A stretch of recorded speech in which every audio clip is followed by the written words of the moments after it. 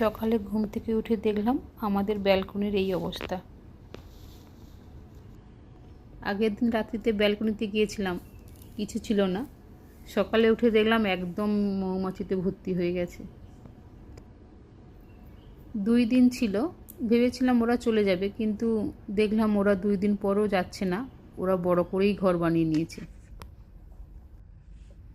এখন তো এখানে ভীষণ গরম, ওদের তাড়াতেও মন চাইছে না, কিন্তু না হলে আমরা তো ব্যালকনিতে যেতেই পারছি না।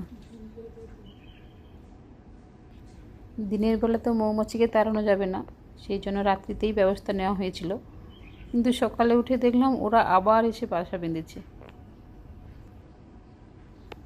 এবার মেনটেন্যান্সের লোককে ডেকে ব্যবস্থা করতে হবে। মৌমাছিদের তাড়াতে মন চাইছে না, কিন্তু কিছু উপায় নেই।